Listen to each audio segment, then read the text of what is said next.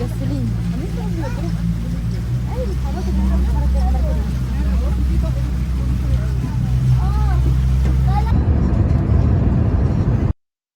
السلام عليكم. تصدقوا إن في مكان في مصر تقدر تبقى قريب فيه من كل الحيوانات وأنت جوه عربيتك؟ النهاردة تجربتنا مختلفة شوية، هي مش خروجة عادية ولا مكان بنروحه كل يوم، احنا النهاردة هندخل أفريكانو بارك، واحد من أغرب وأمتع الأماكن القريبة من القاهرة واسكندرية. تابعوا الفيديو معايا للآخر. وهنا بقى المدخل بتاع المكان، وهتلاقوا يافط بره كتير مكتوب عليها أفريكانو بارك على الطريق. المكان في كيلو 65 طريق مصر اسكندرية الصحراوي. طبعًا سهل الوصول إليه عن طريق اللوكيشن أو الموقع من جوجل. قبل ما نكمل الفيديو أتمنى تعملوا لايك وسبسكرايب وتشتركوا في القناة.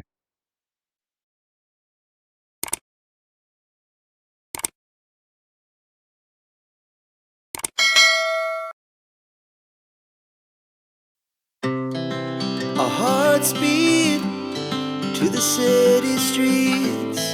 We began to feel the fire.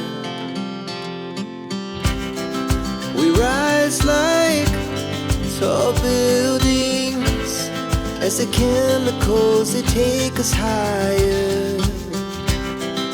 The night's young and it's just begun as she puts her hand in mine. We wanna chase the night, wanna dance to the light, pull the stars from the sky, just two hearts running wild. Never sleep, never stop, as we shout from the top.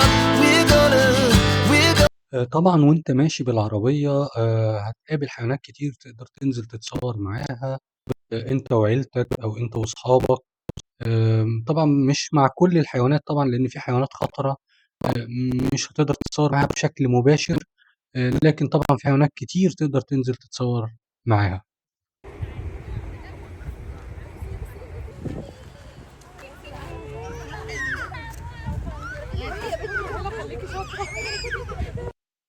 وده حيوان اللاما. هو طبعًا شبه الجمل بس على أصغر شوية. معلومة عرفتها غريبة عنه إن هو لمّا بيتضايق بيتِف، فخُد بالك وأنت بتتصوّر معاه وما تضايقهوش.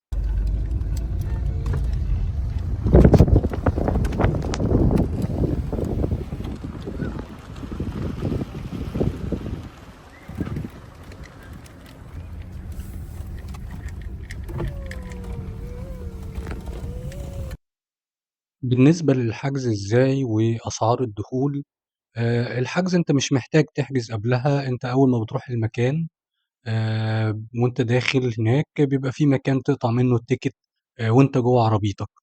أمّا بالنسبة للأسعار سعر العربية بيكون حوالي 1300. فطبعًا لو أنت رايح أنت وأصحابك بتقدر تقسّم بقى الرقم دوّة عليكم إن كنتم 4 أو 5. فالموضوع بيبقى بسيط طبعًا عن الرقم إن أنت تدفعه لوحدك.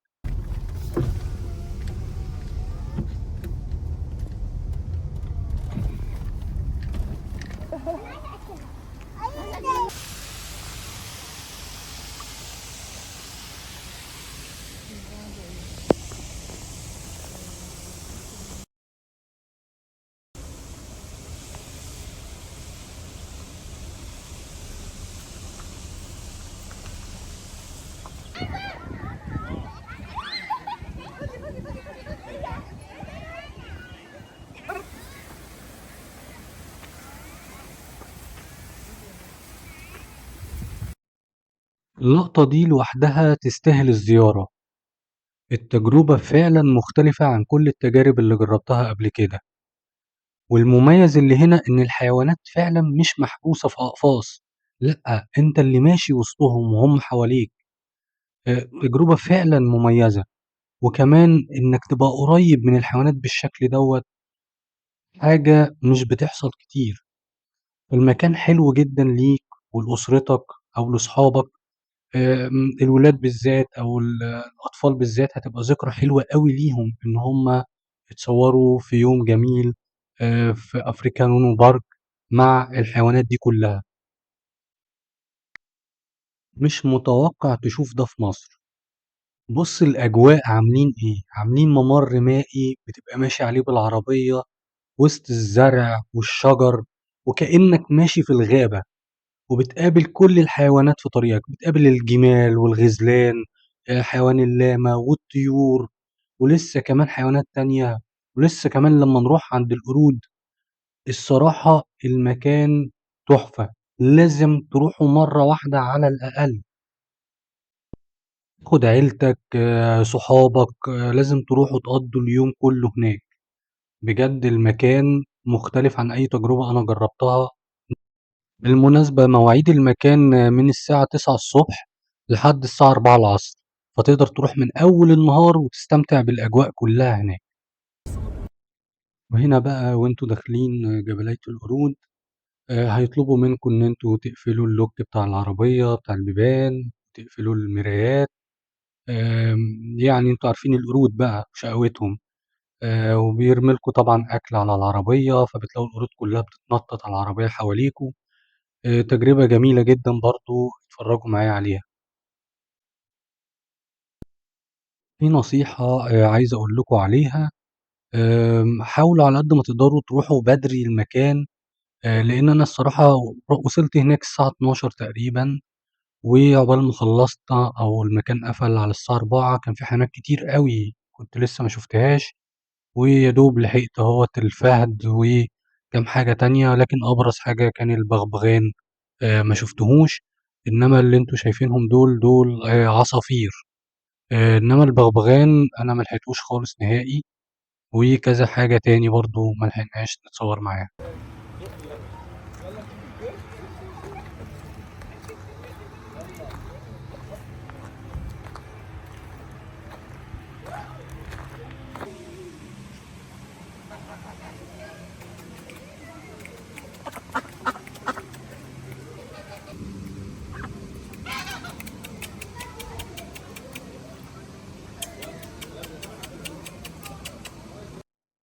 في نهاية الفيديو باقول لكم جرّبوا طبعًا الخروجة دي لإنها أفضل من خروجات المول والمطاعم والكافيهات المعتادة.